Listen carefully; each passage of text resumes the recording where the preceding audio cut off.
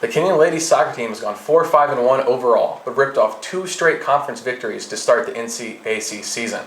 Here on the ladies season update, we're joined by junior center back Heather Pacheco. Heather, thank you for joining us. And you and I were talking before this. Your defense went through some struggles early on because a lot of moving parts, new goalie.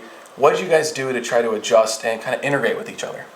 I think it shows a lot for our perseverance that we kind of stuck through it and got to figure it out on ourselves, obviously with the assistance of the coaches, but I think it really was a full defensive effort where the upperclassmen and the underclassmen came together and were like, look, something's not working, we've got to talk about it, we need everyone to talk, we need everyone to listen because we want to be successful, and the only way we're going to do that is if we mesh the best we can.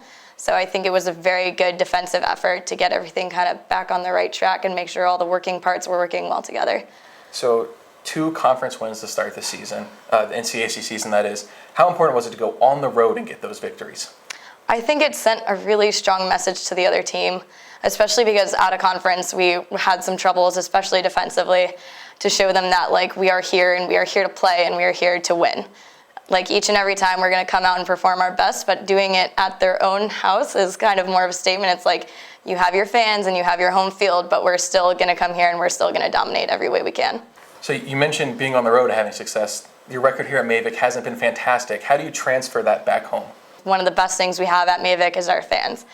We have a couple of staples that come to every single game, like Olivia Walsh is always there, Anna Schuler, Emily Margolin, Dith, all of those people show up at every game, and it's amazing to have someone to play for. Because a lot of people don't have their parents come out, but when you have students, players, people who used to be on the team, that kind of thing, it's amazing to have people yelling for you on the sideline, by name. They know you, they're in your class, they've played with you before. It's nice to have people to play for that aren't necessarily on the field. So you mentioned earlier coming together defensively, and you said the couple struggles early on, giving up some goals. 2 clean sheets to start the conference season as well. What does that do for your confidence? I think it's amazing, especially for the goalies. It's such a great thing to walk off the field and be like, no one even touched us. You didn't put a dent in our back forward, nothing. You just couldn't get by us. It's a really nice confidence boost for everyone because it means we did our job as best we could, which means when we're doing our job well, everyone else can do what they need to. They can score goals without worrying, oh no, is this goal going to matter if we get scored on later? So having the clean sheets is really good, and it's just a nice statistic to look at. It's pretty intimidating for other teams if you just can't score on someone. Yeah, that's true. So now you're looking forward to this coming weekend and then next week as well. You're playing the College of Wooster on Saturday, and then Wednesday, Hiram comes to town. What are the challenges that those 2 teams are going to present to you, and how do you guys overcome them?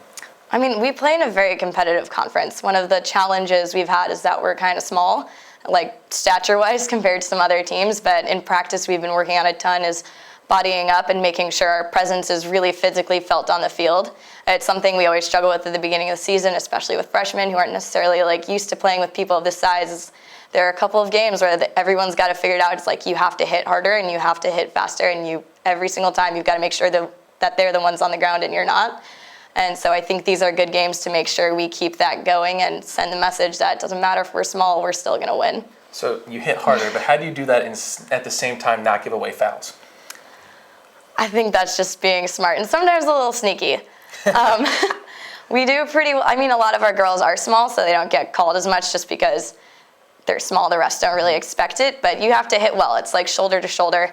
We're not really a dirty team. We don't go for ankles and things like that. It is very much so clean, solid tackles. It's we are going for the ball. We're not trying to get out there and hurt people. That's not how we play soccer. That's not good sportsmanship, but we do want to make sure we're doing everything in our power to win the ball.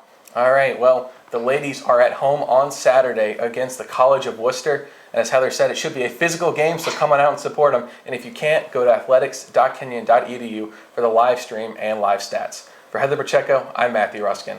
Thanks for joining us.